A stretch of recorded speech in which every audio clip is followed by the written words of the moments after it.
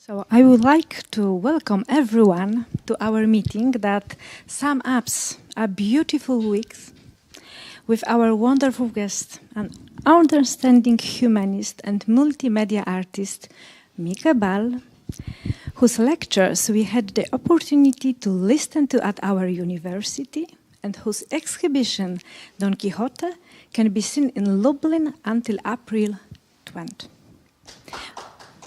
But first of all, I would like to welcome our guest, yes. So, dear Mieke, I would like to speak with you about your work as humanist and an artist, as well as about your Don Quixote. I suggested the following title for our interview: Art and Today's World, a humanist in the gallery.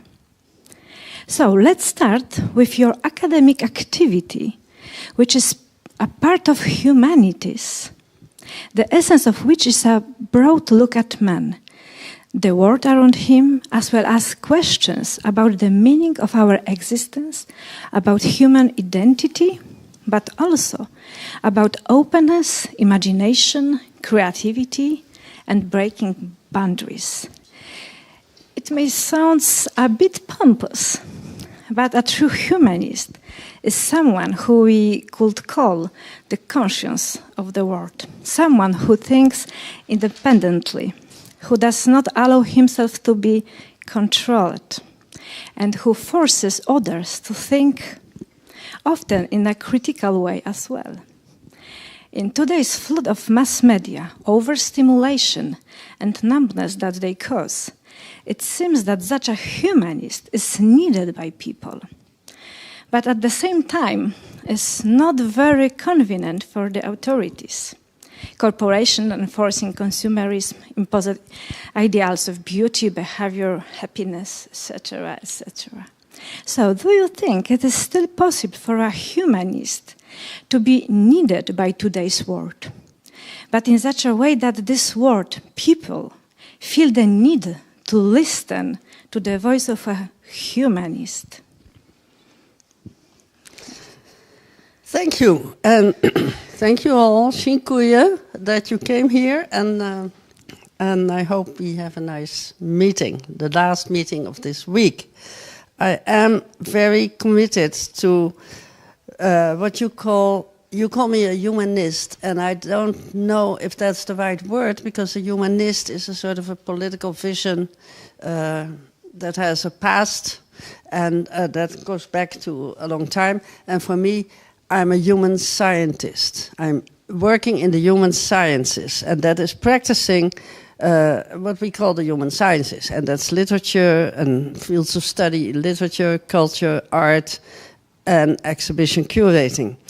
And the way the cultural heritage of these artistic cultural areas function in and contribute to social processes now, alive. And for me, that is very important. So if I am a humanist, I'd rather call it a human scientist, someone who studies the human cultural production and what it means today. How old it is doesn't matter. Don Quixote goes back 6 centuries, I think, or 5, and is still actual. We'll talk more about that. But for me, it is really important that the role of a human sciences specialist in the current world is to open up and explain what the point is of literature and art and these fields that we study, music.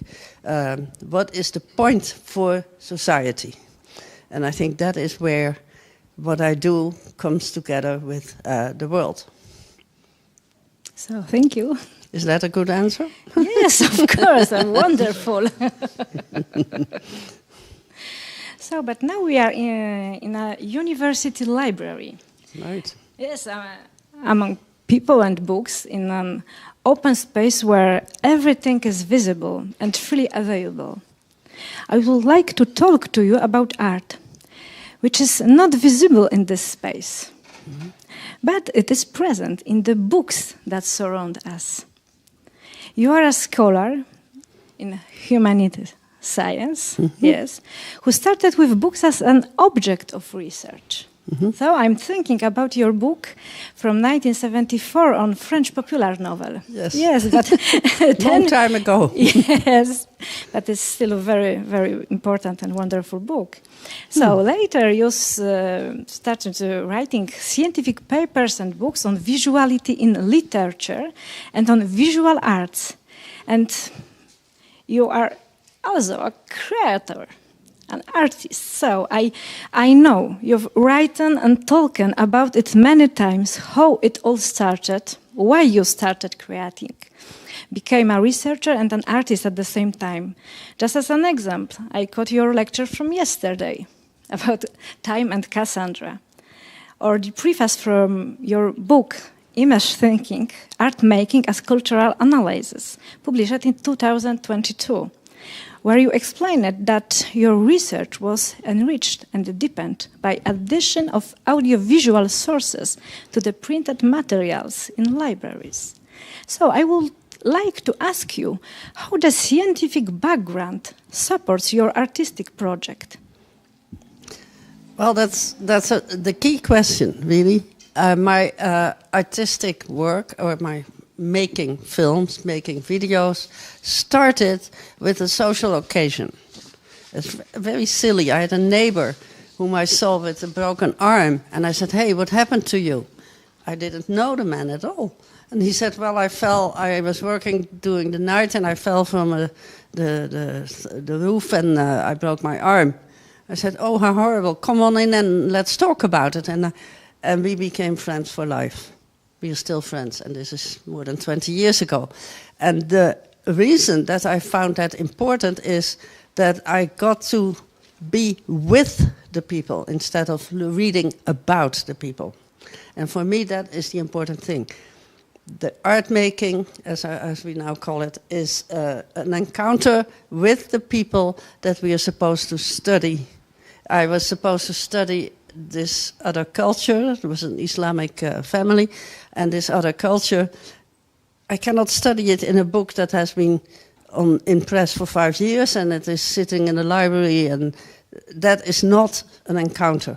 And so I went and met the family, and this is how it started. So this encounter is the most important thing in the so-called art making. And then it became acknowledged as art, which I did not expect and didn't even try to search, but it was entering in the world of people who have a different life, different convictions, different religions, entering in their world, encountering them as a meeting that made sense. And this is how I got to know more about that other culture than I would have from books. So the books are useful, but not enough. It's the people that I want to encounter.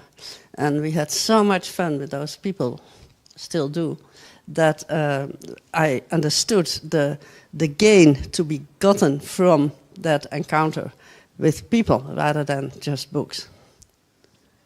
So it's great. So I'm wondering if it is still possible for you to separate your artistic and academic activity, or they already so fused that they constitute a tool for researching and describing the world, responding to its problem today.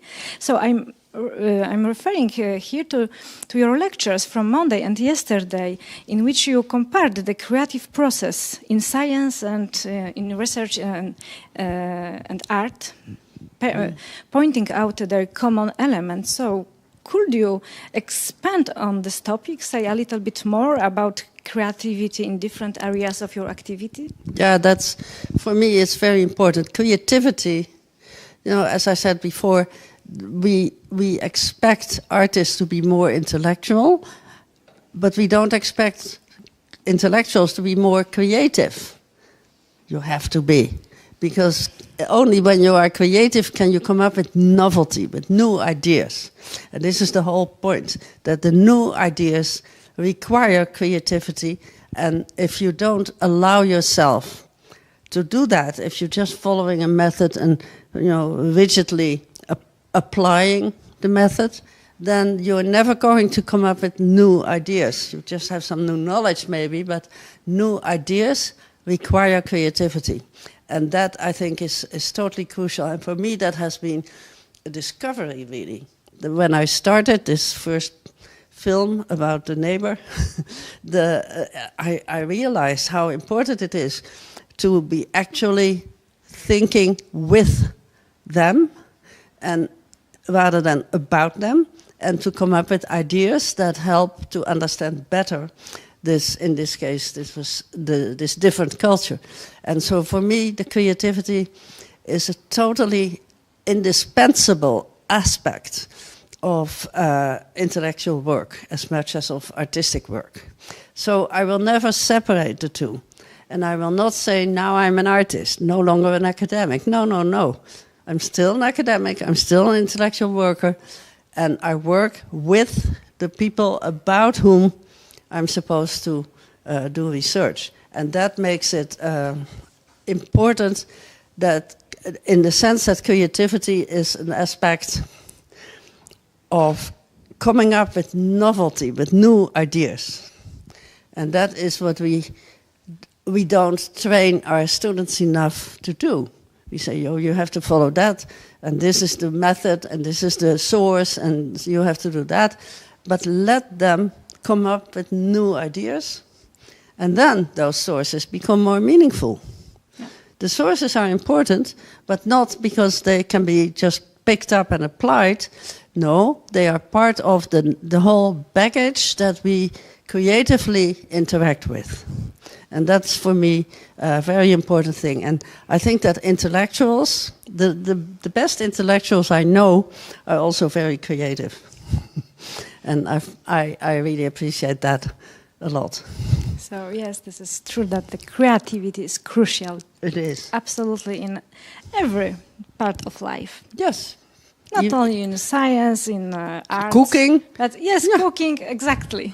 Right. Resolve the problems to find the solution. Yeah. Yes. This is a creativity. And raising your kids, yeah. You have to be creative in that. Otherwise, the kids become sort of confined. You have to make them, also encourage them to be creative and be it with them. And then you get really interesting people coming out of those kids. Yes. So, at this point of our interview, I would like to speak a little bit more about your artistic creativity. Mm-hmm. So we can move to an imaginary gallery, and we can talk more about your arts. And I would like to take advantage of the fact that we can watch your video installation here in Lublin, and what more, we can read about this project, about the Don Quixote, in a book just published. And very interesting, important Polish and English version of text you can find there. And so, before returning to more universal topics, I would like to ask about the media of artistic expression you use. Why video and photography together? Why such intermediate work? Yeah, that's a very challenging point. For me, it began with video.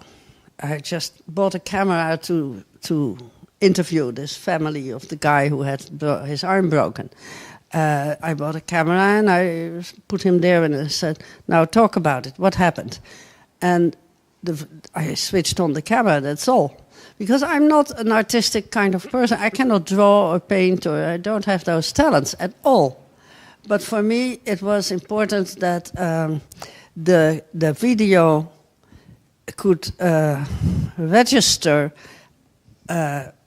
interactions with the people that would otherwise remain invisible. And so I added photographs to also have a dynamic between the moving image and the still image, because that is also an important aspect of art making, or the way I see it and do it, is that the moving image is very important. It moves in the sense of making movements, but also moves me, because I'm moved by it.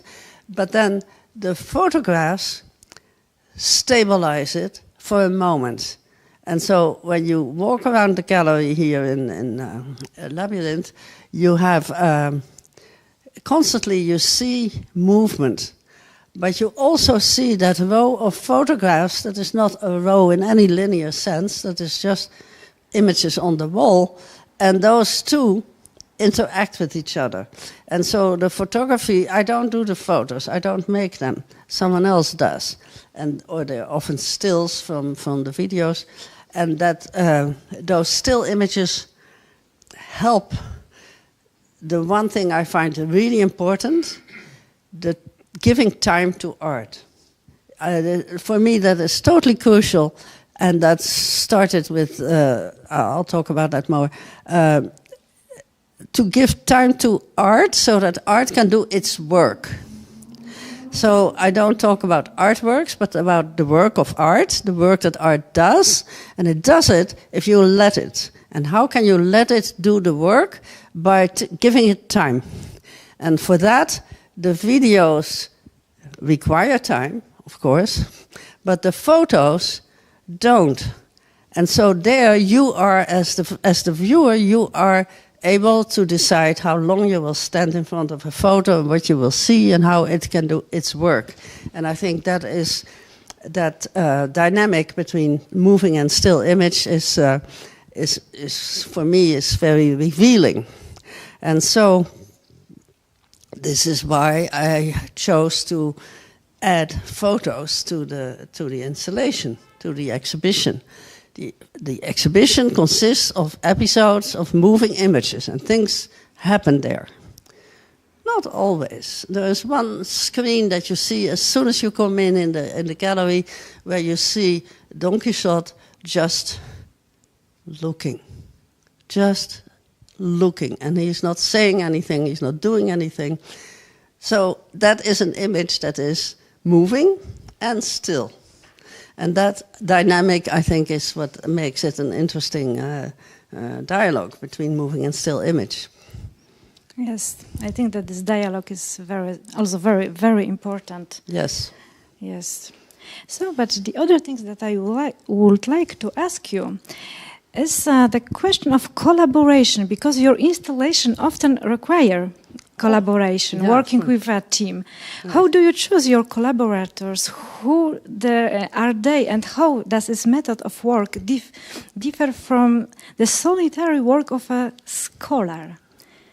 Yes. It is possible. Well, first of all, I think it's a misunderstanding that scholars are alone, even in their own study, just alone. The doors closed. They have their computer. They have their books, but the books are also voices. That's other people having opinions, and that counts. So the scholar is not alone.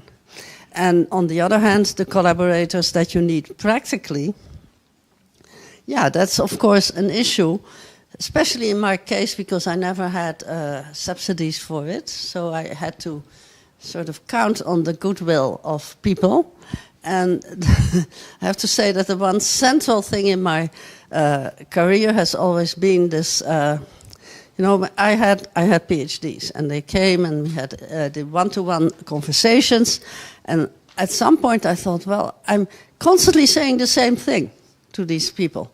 Why don't we group them? And so I started what we ended up calling the theory seminar. A seminar where we met once a month for 4 hours. And the strange thing that happened is people came from all over, from England, Germany, France, Belgium, Spain. They came, and even from Norway, for those monthly sessions. And once I was with this session, and there was a guy who was an art student in Paris. And so I said, do you know people? Because I was going to make a film, and do you know some people who could act?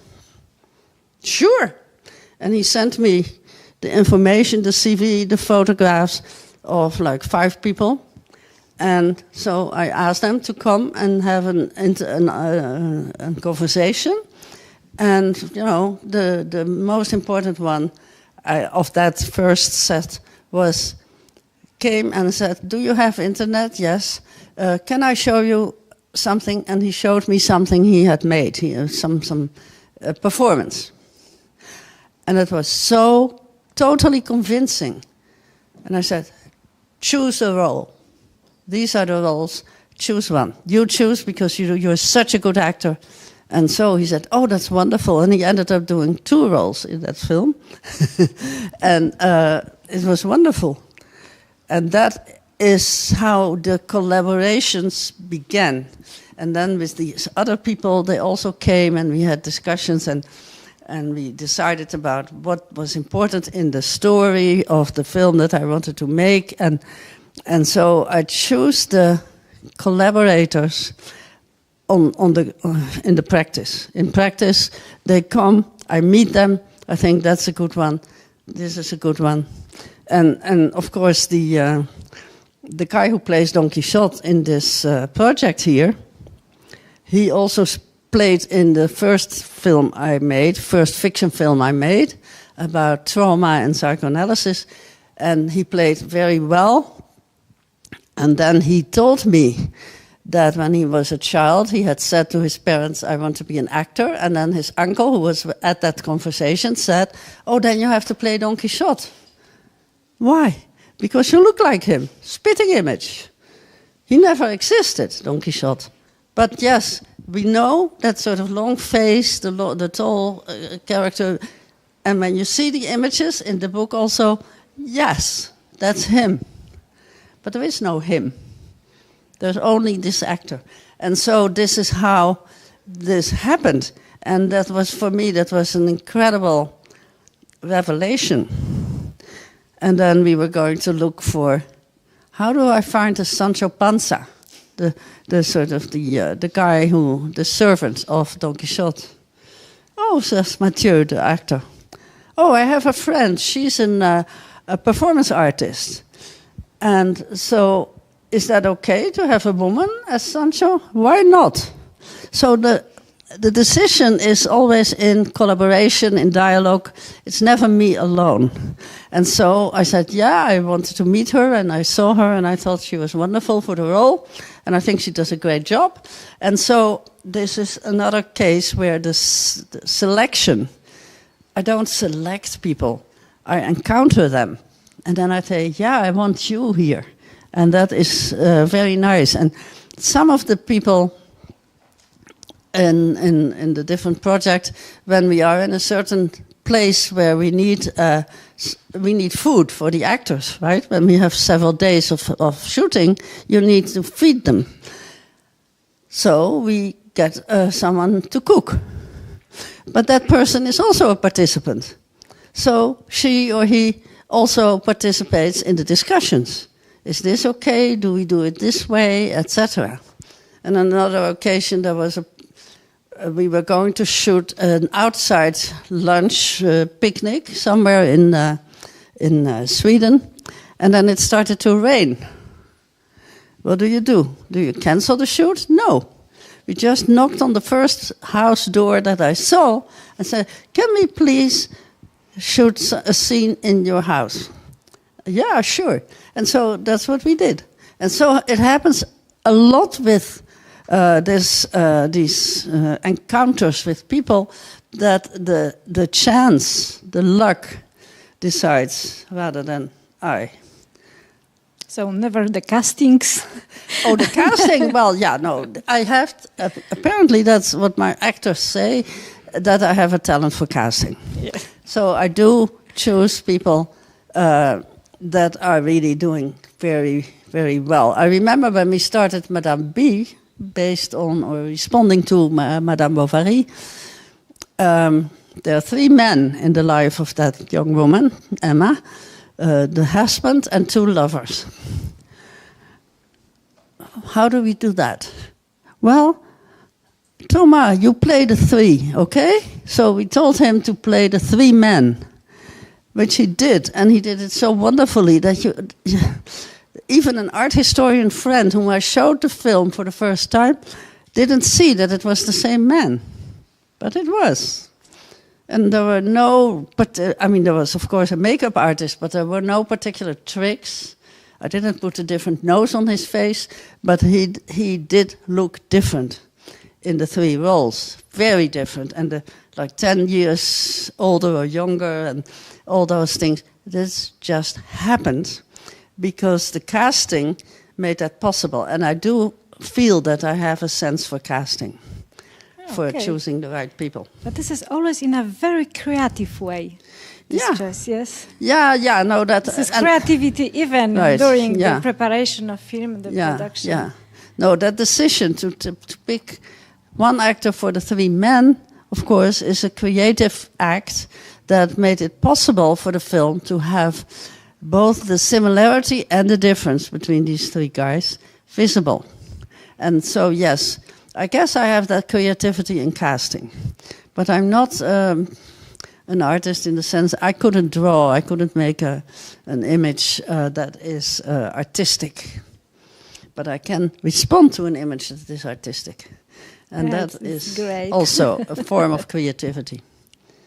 And now I don't know which things to ask you, or about preparation for recording, and how. Do you work on the recorded materials, or perhaps about the location and props for your films? Because both, I think, are very interesting. What is behind the stage, if I can say? Yeah, there's not one idea. Yeah. Things happen a lot in terms of encounters and chance, luck, and some of the props. You want me to tell about the sword? Exactly, I'm thinking about this sword. Yeah. When I started to make Don Quixote, I thought he needs a sword, because that's so typical of the character. Yes. But I was not going to a carnival shop and buy a plastic sword. That would be so vulgar. And speaking of luck, a week before we had planned to go to Spain to start shooting, I was in Helsinki and I got an honorary doctorate honoris causa. And part of the props that were in the ceremony was a sword. Because this ceremony was an allusion to a long history, and so they gave swords of steel. Big, long. Okay, so I said, thank you very much. Could you please immediately send this to Amsterdam by post, because they won't let me have it on the plane. Of course, it's a weapon. And so I had to, I left it there and they sent it, and 2 days later it was in my house. And so when I went to Spain to shoot, I just put it in the suitcase and I checked the suitcase in and it was accepted. And so then you see Don Quixote in the scenes, you see him constantly with that sword. And that is, of course, a very important thing, but that's the major prop in this film. And I think it is really crucial that we have a real sword of steel that you can see, and you can see what he does with it. And at some point they said, we want you in the film. I said, no, I'm not an actress. Oh, yeah, do. And so they compelled me to do this little scene that you may have seen, where I take the sword out of his hand and say, stop with that sword. And so that is the only time that I appear in any of my films, is that moment that I had to take the prop away from the actor. And so that is, of course, there are not many props in my films. It's not a big deal because I don't have a richness of props. I take what I really need. And in this case, the sword was really needed, nothing else. And so, for me, that was a wonderful, wonderful coincidence that I got that in Helsinki. And it made total sense in the film. And I still have it in my house with the umbrellas, in the umbrella stand. And so that's one thing. And then other things of preparation. I always have someone who is a little better than I am with the camera. Keeping it stable, for example, for me is a little difficult. And so I asked someone, can you do this? And they do. They are always interested in helping, and they just do the camera work. And then we have the recording, and we have to do the editing. And that is something that I have done, first of all, with Michelle Williams-Kamaker, with whom I've been working on many films. The editing we did together, so I learned from her how to do that. And I was able to do it for a while, and then I kind of lost the technical skills, so I get someone else. And there's always someone who is interested in helping with editing, and then we sit together, and I propose, let's do this bit here and take that out, and that sort of decisions I do. I take the decisions, I propose it, but I don't do it technically because I don't have the technical skills. I never went to film school. I have no training in film school. So all these technical things I don't know. I just have to lean on all these wonderful people who are interested in helping. And many come from my theory seminar in all these different countries. There was one guy who came every month from Oslo. And he then he got his doctorate. And he was very happy that he got that. And then he became director of installations and collections in the Munch Museum in Oslo. And so one day I get a message, "Dear Mieke, how about doing an exhibition from our collection and including your Madame B?" And I thought, how does he even know about Madame B? How does he know that? But he did. And so that happened, and that became a wonderful curatorial experience, thanks to this guy who had first started as not my student, but a member of my seminar, became a doctor, then became a director, then invited me, and so that's how it goes. And that is all based on creative thinking in encounter and in togetherness. Yeah, exactly. And I think that togetherness is totally crucial. So, but I would like to ask to you, how do you choose location for your films? Yeah, that is an interesting issue. It's, on the one hand, it's totally arbitrary because I don't have so many choices. On the other hand, I probably have an eye for casting, but also an eye for locations. So with the Don Quixote, for example, I got an invitation from Sweden, from Växjö, to give a lecture. And when I came, they so much liked the lecture and the whole encounter that there was a guy who was there in art school. He said, "Can I help with the filming?" I said, "Sure.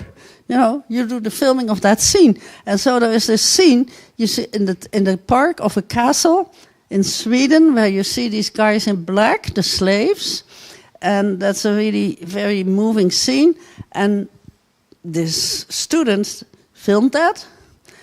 The guys were colleagues and students from there, and the park was just the park of a castle where they put me up for the night in that castle. That was like a hotel. So here again, the luck was that invitation to that place, and there the encounter with these colleagues who were willing to do this. I said, "Would you like to be a slave?" "Oh yes." and so that's how it worked. And then the other locations in this project that you see here in Labyrinth is in Spain, the south of Spain, where you see in the city, you see Don Quixote being impossibly trying to help, but in fact hampering people.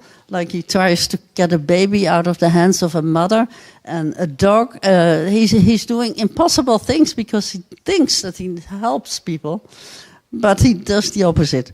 And that city scene was just because I had arranged to go there because I have friends in that city, Murcia, and it became totally important to have the scene in a city with busy people.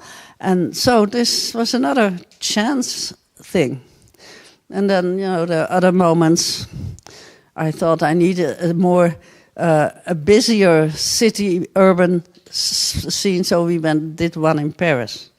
And it's funny, but I needed a second cameraman. And there was this guy who is an artist in Spain, and he said, "Sure, I'll come." And he came. "Don't bother to pay my way. I'll do it myself." And I said, "Why are you doing this for me?" He said, "Well, 10 years ago, you wrote an article about my artwork, and that made me so successful that I'm very grateful." I had not even forgotten that I wrote the article. But that's the sort of things that happen. That there is a chance encounter, something that I do because I do it for some other silly reason, and then 10 years later I'm rewarded. And so that's how it goes. It seems it looks amazing. I'm thinking now about the places and languages, because you prepare your films in various places, various countries, different cities, and your actors speak in a different language. And I would like to ask you about the multilingualism in your installation. Yeah. If perhaps this multilingualism of the installation carry additional meaning, and why you decided to use many language in one film. Yeah, no, that happened when my first fiction-based film was about trauma and psychoanalysis, and the woman who was playing her own part as a psychoanalyst, again, a friend for life, she said, "Oh, I can do that in English." And so I said, "Let's try." And we did a little scene in English, and I said, "It's artificial. It doesn't work. You can't speak a foreign language. Do it in French." "Oh, how do you deal with that?" "Well, we'll see." And then we had another actress finish. And so this Finnish woman said, "Oh, I'll do it." But I said, "You do it in your own language." And there were children in that film who spoke Dutch. My grandchildren, when they were little, they spoke Dutch. And there was a woman from India. She spoke Hindi. And so it became more and more multilingual. And I thought that was actually a way of showing that language is not the only means of communication, that you can also communicate otherwise with gestures, with facial expressions, and then also with the plot elements. So in that film, there are like 12 languages. There's a scene where the actress was German, so do it in German. Once I had decided to do that, it just worked. And it was, there was Spanish, there was French, there was German, there was English, there was Dutch, and then the Hindi and all sorts of languages. And it sounds like music. It really sounds like encounters between people in other means than language. And so I think that really is a nice vision of language that you get from that. And so then we did one, I think the René Descartes film, that the main character, Descartes, was French, and Queen Christina was Finnish, the actress. And those were the two major roles. They practically played the whole film. And then I started to study these languages a bit, and I realized that in French, the accent falls on the last syllable of the word, and in Finnish, on the first. So you got a rhythmic interaction that is amazing. When you hear it, it's like a concert of these different accents. And I found that so engaging that it became really a principle. People speak their own language, And if they have particular rules in that language, do it. I don't want to interfere with your language. Yeah, this is absolutely very, very interesting, because the language is always connected to our manner of express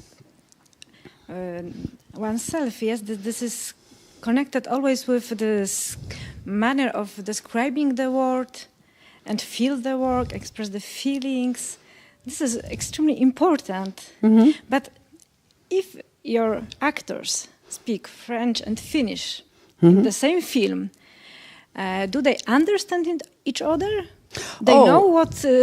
I make sure that I make sure that I do by writing the script, and I have the script in the two languages, and in English. Okay.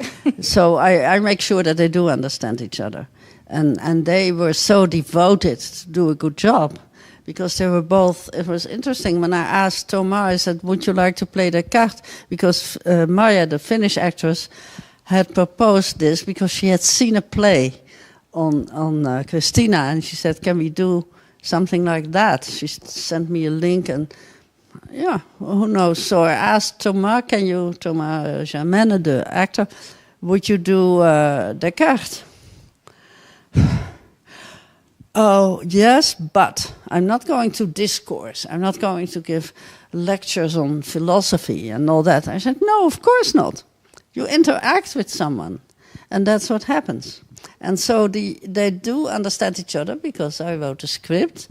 And then in the shooting, when there was a misunderstanding possible, I would first explain, you say this and you say this, and this is the plot element, and it works perfectly. Yes, I'm trying to imagine this sound of French and Finnish together. Yes. Yeah, I'm going to make it possible by sending you the link. Yes, great. To that film. It's very promising. And I think it really works. And it also works in the plot, in the sense that Descartes is a little tired of all the things that he's doing. And then Christina is starting to court him. He wants him to come to Sweden. And he then goes, but he has hesitated so long that it's a little too late in the season. And so when he comes, it's already a bit too cold, and so the encounter between the two is already a little dubious, and then a few weeks later he dies. This really happened. That's where he died. And he died of the flu. At that time, you died of the flu. And so we see that more or less happen, and Christina is devastated, and that's why she then resigns from the throne and goes to Rome. This is also historical. She went to Rome, and that's where she ended her life. And so there's always something that comes from the cultural heritage and the history. So I'm not against history. I'm critical of the dogmatism in historical disciplines, but I'm also very interested in how the past is still in the present, and how that works together. So yes, there are really moments when, and especially in this film on Descartes, moments that you think,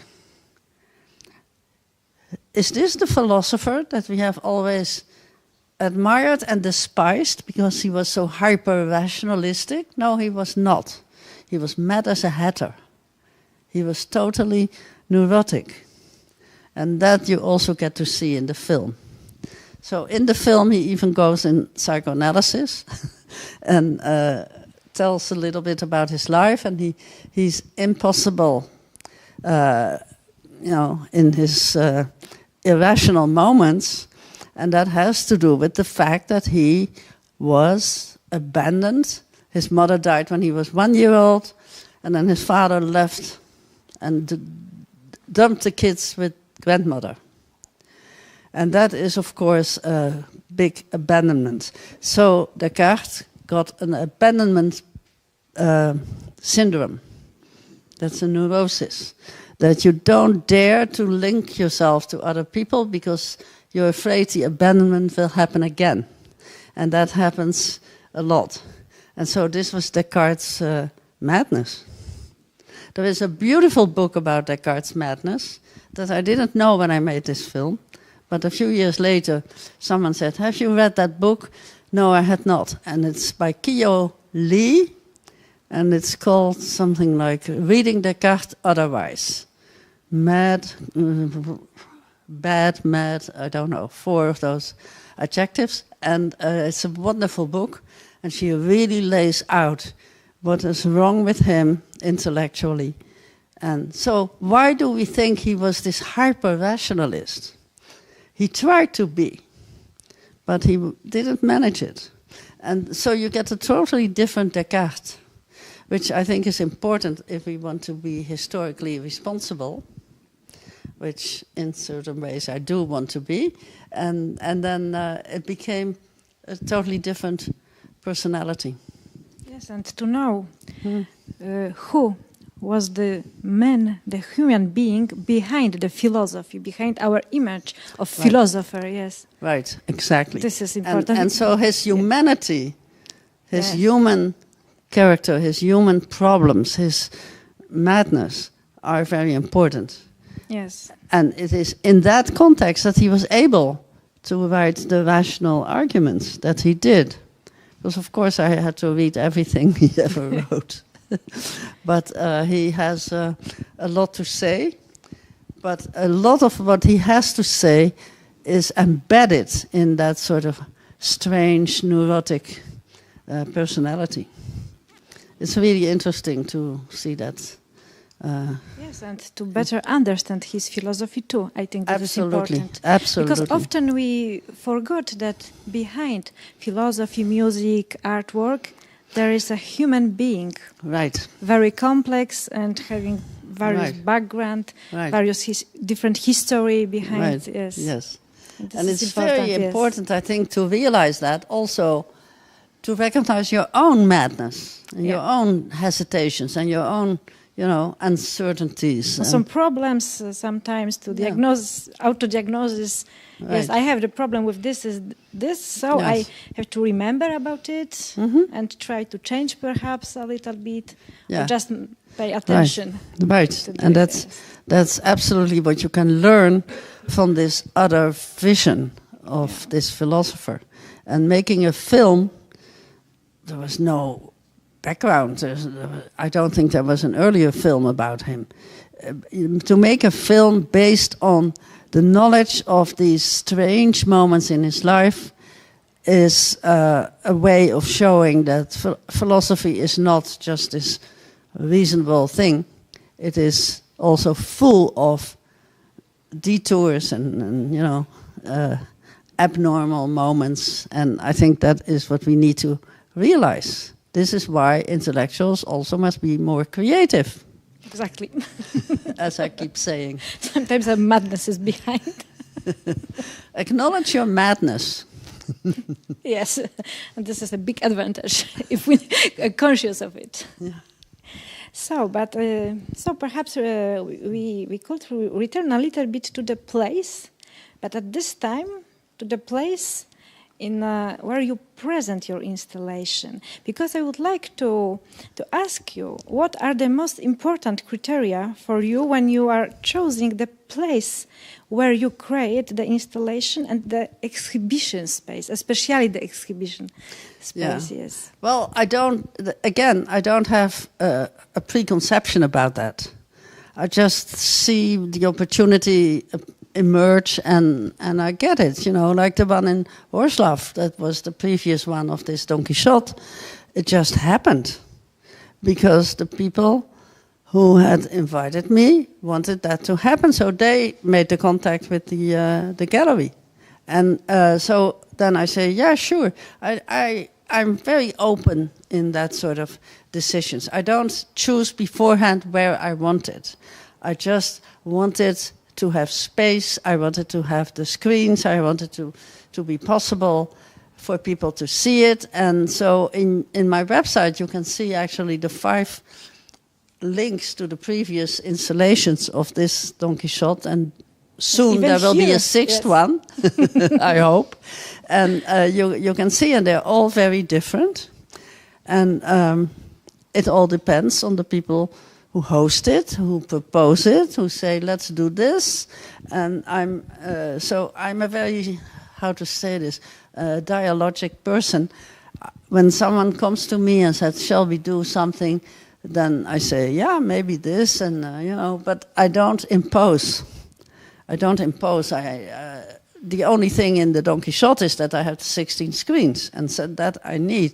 But there were also moments that there were no 16 screens, and so I had to do it with 9.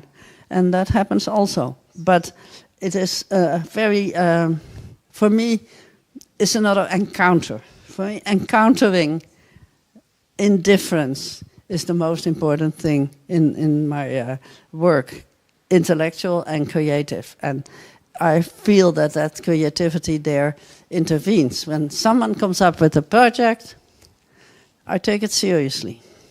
And I don't always say yes, but I do take it seriously. And that is how I have had really wonderful places for exhibitions, just because people came up with it, and I thought, oh, yeah, I can do this there.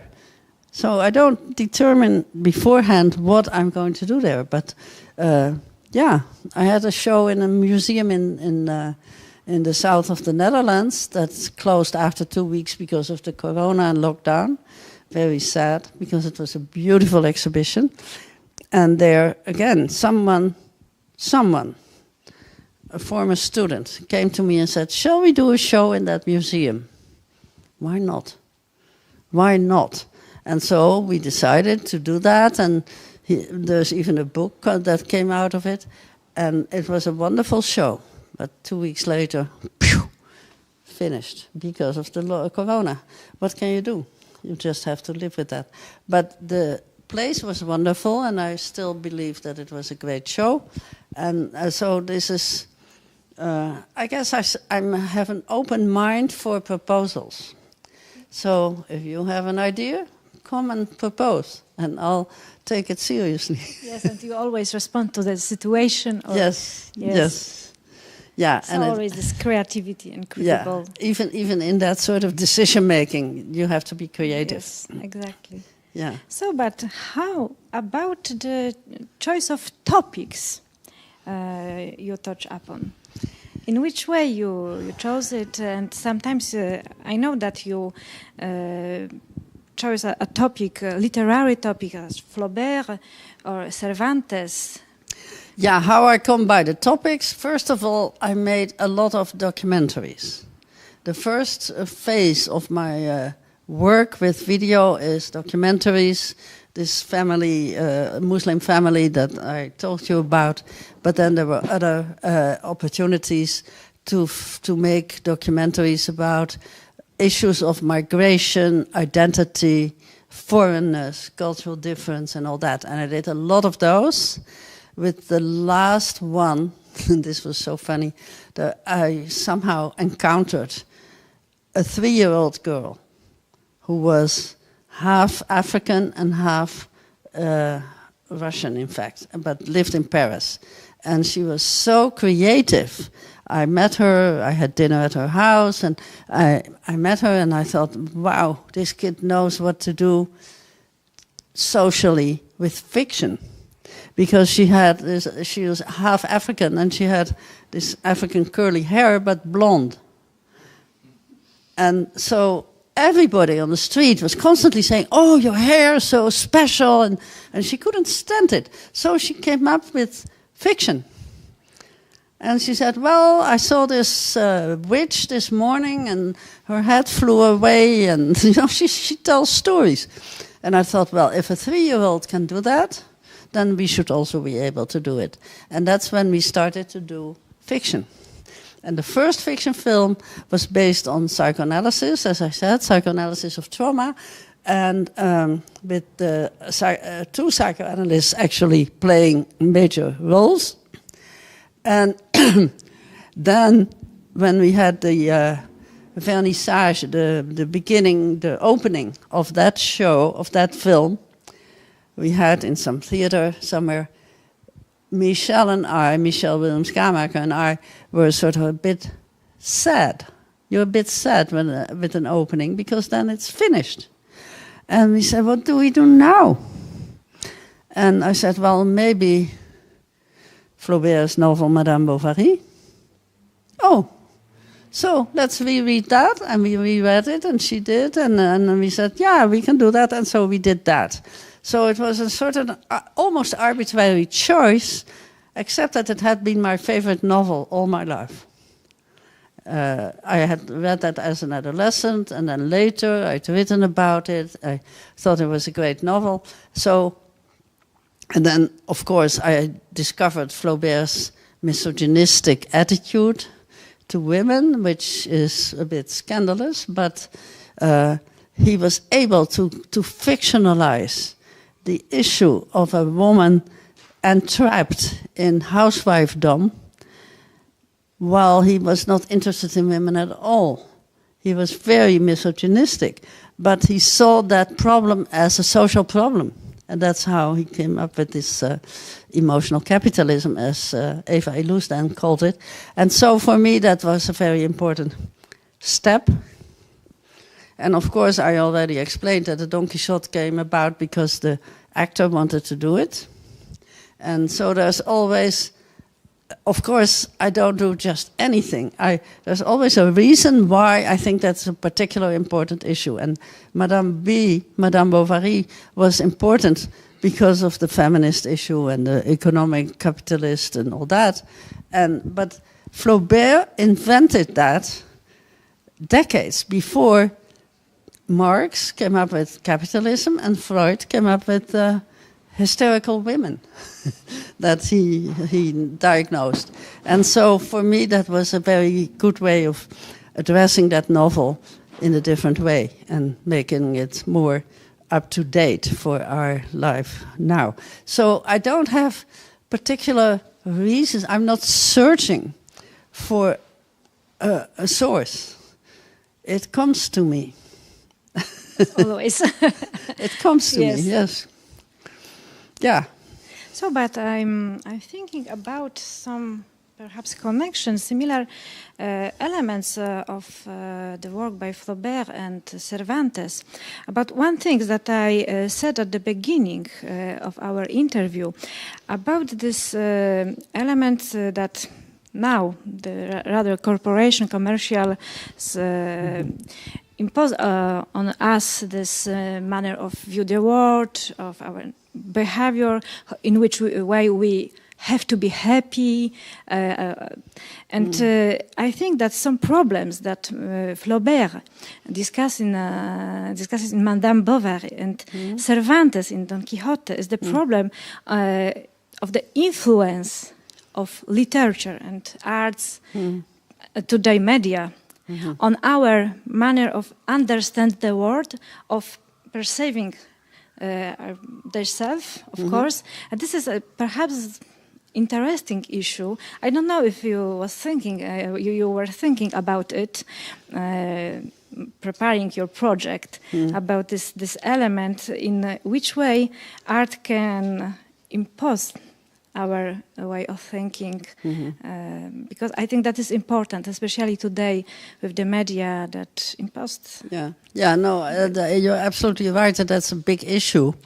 And one of the things that recently happened is that a very close friend in the US, who is an art historian and an art theorist, who has written about Panofsky and about all the big shots in art history, she lost, for the second time, she lost a son. She had lost one when he was 14, the little one, and now this one was towards 60, and he died of cancer that he had had for a long time. And so I was, of course, very empathetic with her, and I thought, what can I do to help? And I sort of encouraged her to write a book. I said, maybe if you write another book, you will be distracted from this grief. And she did. And that book is coming out anytime now with Edinburgh University Press. And it's going to be on the work of art. And that's why I come up with that work of art instead of artwork. So the work that art does. So the whole environment in which images are so frequent and so important. And my daughter wrote a book about urban screens, about the way in the city there are always screens, and what do you do with that? And so I was interested in that. And I think that the imposition of imagery in the world is something we have to resist, but also live with. And I think if we let the art or let the screens or let the images do their work, they are alive, and then we are not victims of it. And I think that is important. This is why we have to resist this imposition. And I think that with these cultural heritage works, novels like Don Quixote and Madame Bovary, it is the fact that the past is in the present and is active there makes it possible to deal with that overwhelming visual and literary and all the in the journalism and all those impositions of ideas. We can resist them, and I think that is really important. And for me, that is also a way of allowing literature and art to do their work, and letting them do their work, and being an interlocutor instead of a passive public. See, I think the idea of a passive public, the public comes in and they look and they go away, and it's not. It doesn't help them, and doesn't help the art. We need to let the art do their work in interlocution with the visitors who are not a public but who are participants. And I always say that the curator is a co-maker of the artwork, but the visitor also. The visitor is in interaction. And I think if that happens, they can change their minds about their own fixed positions.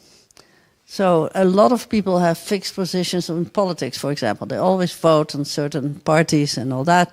And you can loosen that up by letting art and installing art in a way that lets it be activating rather than activist.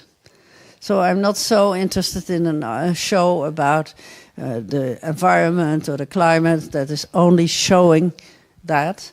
I want art not to be not to be just giving you something that you have to accept, but to let it activate you, so that you, as a visitor, start to think, and you become an interlocutor, and you have an opinion that you then change because you see something that makes you change it, and that's the role of art. Yes, and I think that this connection between a novel by Cervantes, Don Quixote, and your installation has something provoking inside, because we know everyone Don Quixote from literature, from cinema, cartoons, etc., etc. So I think that each of us has his own image of Don Quixote, but we have also this background, this cultural context, and hundreds of reading of these books. And when we are in the gallery and we look at your installation, I think I can say, of course, about my own experience with your installation. But it was my first thing.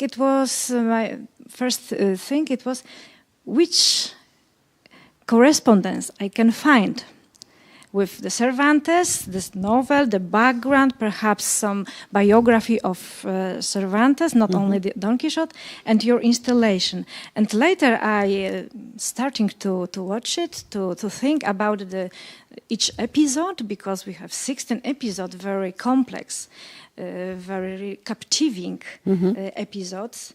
And I try to understand where you are going with your ideas about Don Quixote and what you suggest, or perhaps what you would like that we try to find some connection or not connection, or just think why Cervantes, why Don Quixote in this context of this 16 episodes and the photo, and finally, who is Don Quixote today?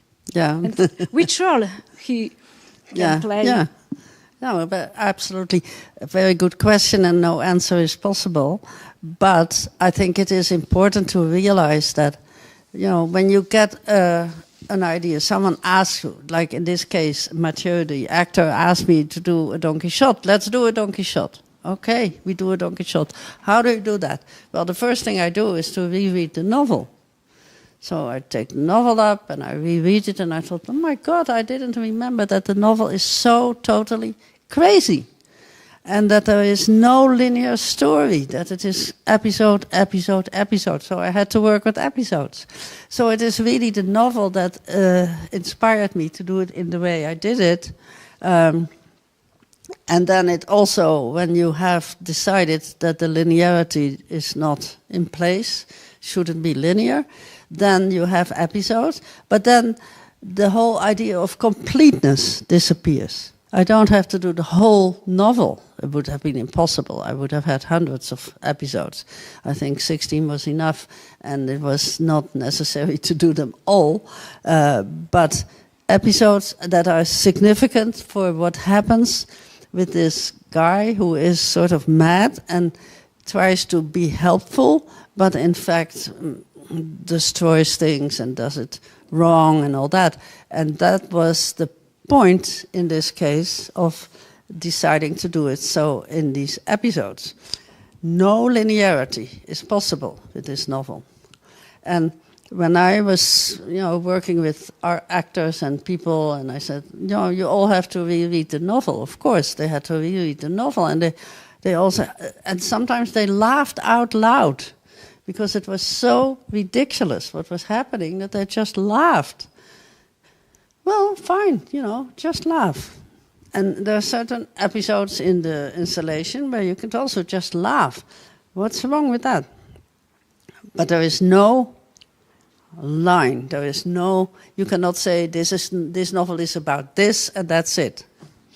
And I thought that was really important, to make an installation where the chaotic nature of this work would come out. It had to be chaotic. And I think that what they did in the gallery, what Wallach and Ella did in the gallery, is very, very wonderful way of dealing with that episodic nature. You have these screens and they are set in a circle. But you don't know where you start. You just start anywhere. And so there is no beginning and there is no end.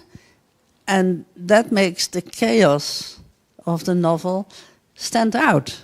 And I thought that was a really good way of doing it. I had never expected it. And when I first heard that they do a circle, I thought, oh no. But yes, it works.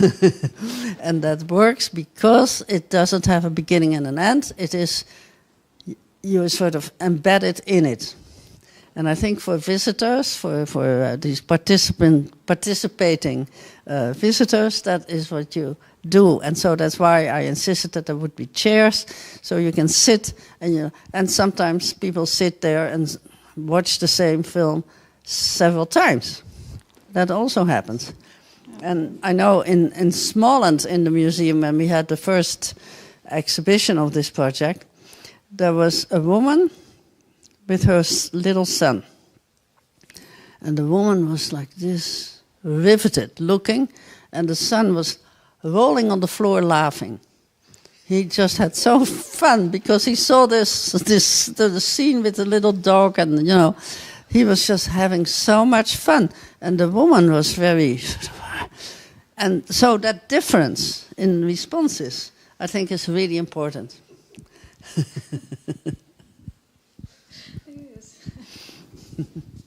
So So everyone responds in various way, and Yes. because the background is very different for little child and for us. Right. No, but the interesting thing, of course, is that the child was not Yes, bored. this perception. Yes, exactly. He was having fun with it. Well, fine, you know. Yes, great. Yeah. You activate everyone in various ways. But you have to realize that there are very few things that I decide on my own. I mean, I do write the scripts, of course, and all that, but I don't decide on my own. It's all a matter of things coming together with the chance, with the people, with the encounters, with the dialogues, and I don't project. I'm not a filmmaker sitting on a chair and saying, do it again, do it again, do it again. I've seen that happen. I'm not that sort of director.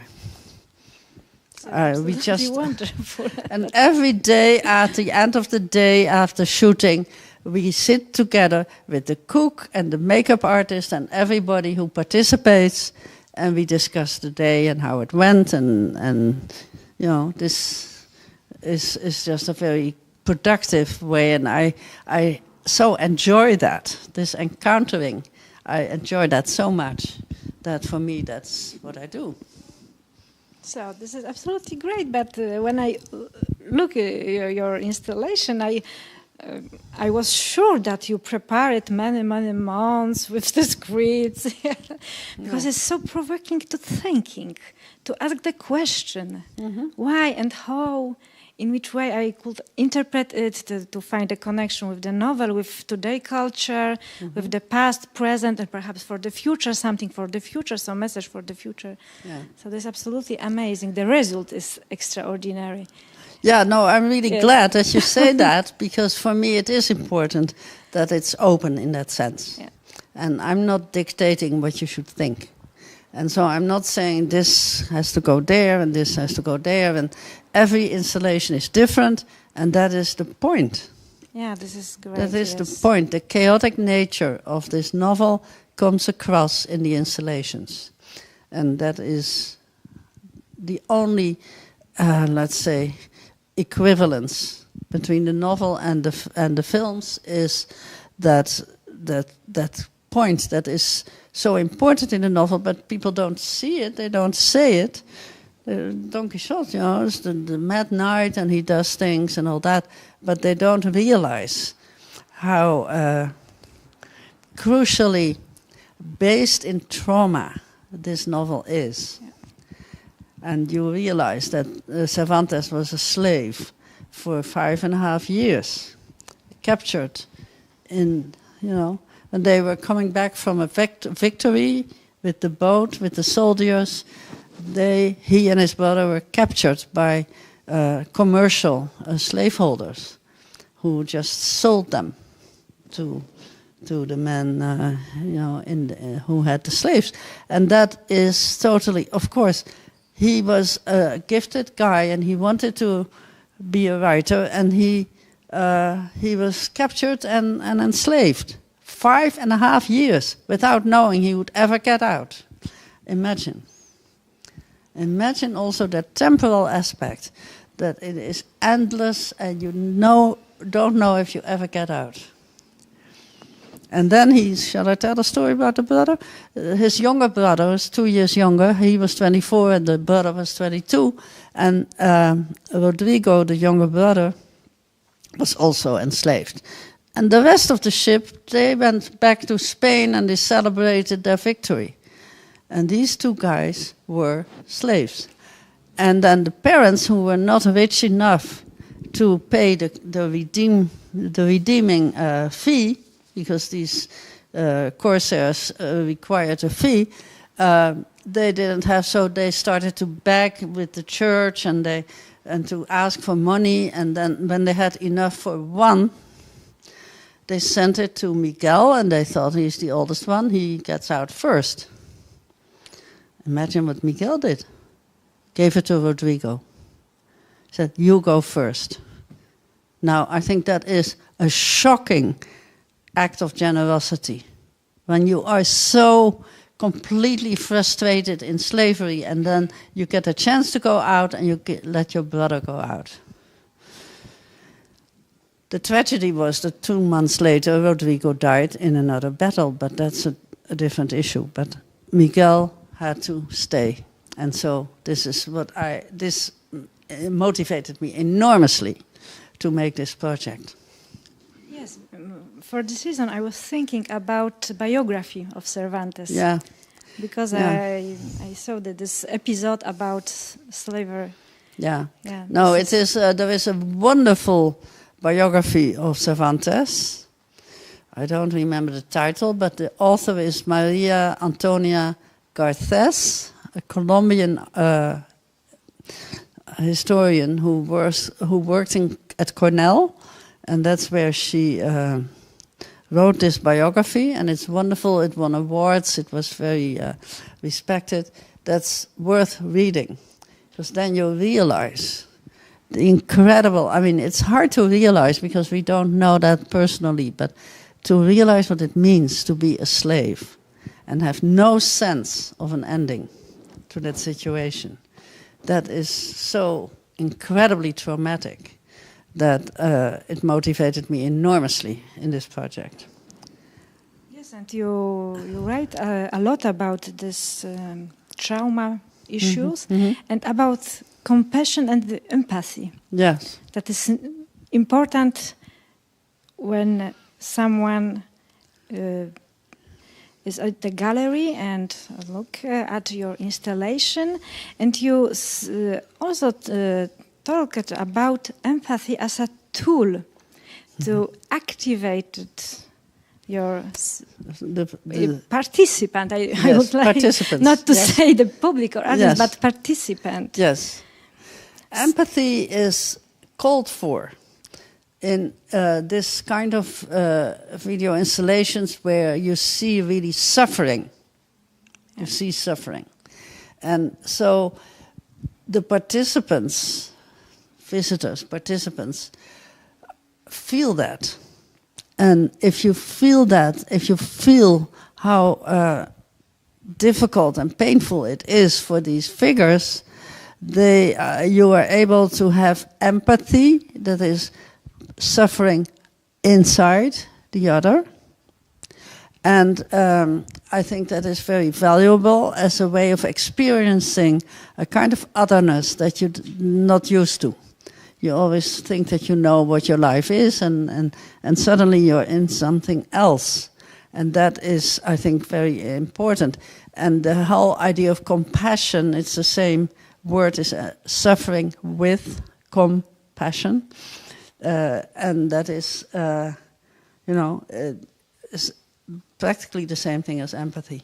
And I think that is really important to teach that and to learn that as a citizen in this world. Because we see all the time, we see misery, and we have on television every night you see these rebels in Gaza and in Kiev, and these horrible situations, and suddenly 100,000 are killed, mass murderers. Warriors are mass murderers in a sense, and to have the possibility to teach, to show, to let the art do the work of making you feel that, I think is very socially very useful. Yes, and crucial, I think, for us today. Yes, absolutely. Yes, so I think that we we don't have too much time. Perhaps the last one question from me, yes, before to give the floor to our public. In 2014, Dorota Filipczak asked you some questions for her interview, yes, about your future projects. Oh, Yes, your answer was, I can never talk about future projects because I don't have them. So it is still the case? Well, this is the thing. I know that as an academic, I'm supposed to have a project, and I get a book contract, and so be reassured, I will write that book. But future projects, the art projects come about when something happens. I don't have a project for it. At this point, I do actually have one in Spain, but that's because they asked for it, and it's still very open if it will happen. But I don't develop projects. I don't sit down and think, now I'm going to make a new film. It doesn't happen that way. I just do what comes along. And so I have no future projects. And I know that Dorota did this wonderful interview, and we very much regret her passing. But she thought that I had a whole list of projects. I don't. I never do. I never do. So I develop my ideas as they come along.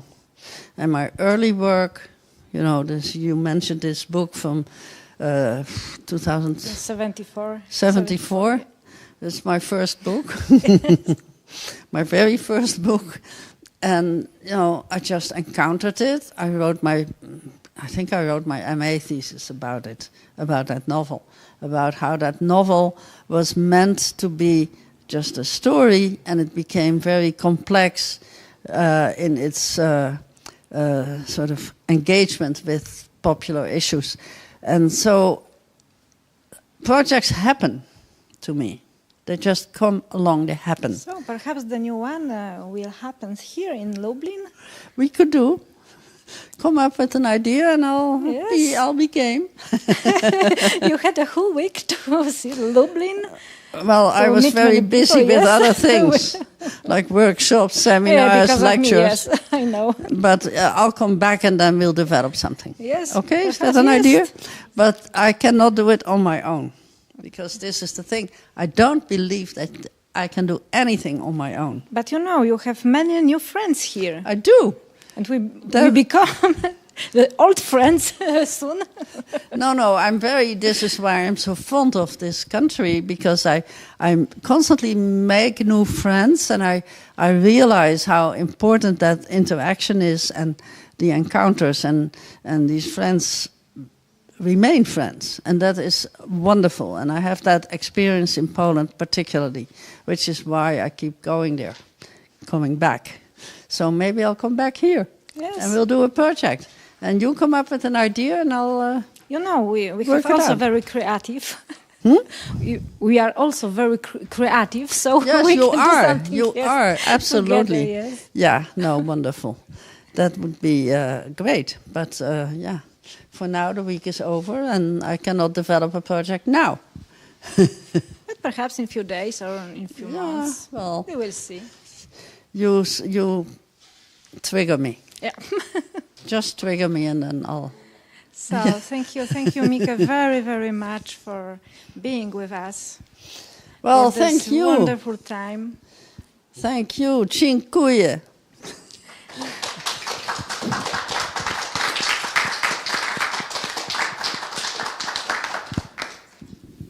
So, any questions from the public, from the participants?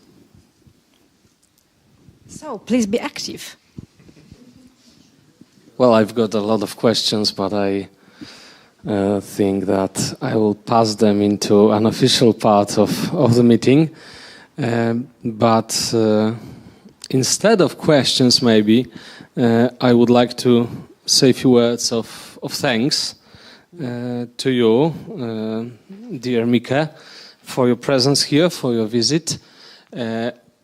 I'm sure that this time we spent together helped us to develop ourselves in the field of knowledge, in the field of research, in the field of making art also, because as you know, part of us are artists in different fields of art. I'm also sure that the input you gave us by your presence, by your thoughts and our discussions during this week is also very important, because it shows us another view, sometimes different, sometimes quite similar, but another view on the same problems, on the same issues we are interested in here in Poland at the John Paul Catholic University of Lublin. And I'm looking forward for fruiting of this meeting, of this week. And I hope, really, truly, I hope that this fruitful time will be so fruitful not only for us, our doctoral students, and our researchers, but also for you. Not only in the meaning of making new friendships, but also in the way of visiting new place and maybe gaining some new informations about our beautiful country and our art. Yes, thank you. And I have a small gift for you, which is also a little bit artistic also. I will not open it here. You will open it later, or maybe if you want, you can do it. Oh, wow. Dziękuję. Thank you. What is that? Oh my God! Oh my God! These are two catalogs. Yes. One is an architect, Maria Chomentowska, which projected our buildings in Right. 1980s. And the second one is the man I told you about him, Leszek Mądzik, Oh yes, and his Leszek. exhibitions. Incredible! Thank you so much. Mieke, may I also Oh God! accompany my director with acknowledgements? But I will do something contrary to him, because I'm going to show you what you are going to get from me and Gosia. Oh, This is an oh, water painting by one of Lublin contemporary artists that depicts, if you want, you can show to the public. This is Grodzka Gate, as well as the place we've been to yesterday yeah. with our students. So I hope that this will remind you of our Right. encounters here. And this is really great for us Wow. that we had a possibility to host you as a scholar, as an artist, and also as a friend.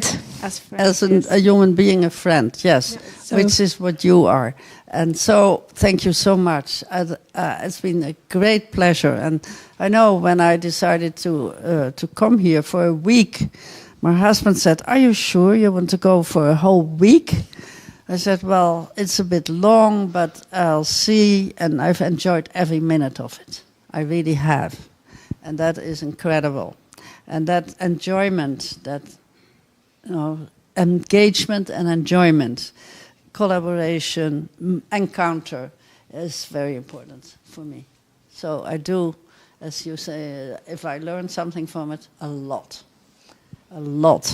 And I wish all your PhDs and students and colleagues the best of luck with their projects, and keep me informed when they have a We will. PhD. Right. Oh, thank you so much. Do I get this? Yes, it's for you, of course. Part of Lublin for you. Amazing. Yes, Trinity Tower. Yes. Myślę, że jeszcze jedno krótkie ogłoszenie należy tutaj zrobić. Ja myślę, że sobie doskonale radzę bez tego sprzętu, ale tak, pod kątem nagrania skorzystam z mikrofonu. Szanowni Państwo, chciałbym bardzo serdecznie za ten tydzień podziękować. Już zrobiłem to pod adresem naszego znakomitego gościa. Chciałbym również złożyć podziękowania władzom Katolickiego Uniwersytetu II za umożliwienie przeprowadzenia tej wizyty. Ona przy wsparciu finansowym z grantu Inicjatywa Doskonałości, uczelnia badawcza. Chciałbym podziękować naszym koleżankom, pani profesor Małgorzacie Gamrat, która jest kuratorem Koła Naukowego Doktorantów, oraz pani doktor Elżbiecie Błotnickiej-Mazur, dyrektor Muzeum KUL, za ich ogromną pracę, bo gdyby nie zaangażowanie pań, to ta wizyta z całą pewnością nie doszłaby do skutku.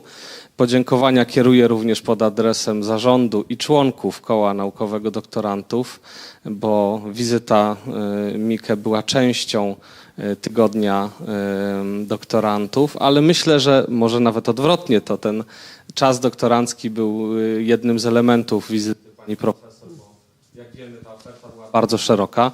Chciałbym za owocną współpracę podziękować również dyrektorowi Biblioteki Uniwersyteckiej oraz panu dyrektorowi Waldemarowi Tatarczukowi wraz z jego zespołem. Dzięki tej naszej współpracy była możliwa wystawa, która też stała się tutaj kanwą dzisiejszej dyskusji, ale ona pojawiała się też wielokrotnie w trakcie wykładów, które mieliśmy okazję wysłuchać podczas tego tygodnia. Drodzy Państwo, bardzo, bardzo serdecznie wszystkim dziękuję za obecność, za ten wysiłek podjęty. No i mam nadzieję, że to jest nie pierwsze i nie ostatnie spotkanie z mistrzami, bo już w maju mamy tym razem w trybie online, ale kolejne spotkanie z cyklu Meet the Masters. Bardzo serdecznie dziękuję i życzę wszystkim dobrego weekendu.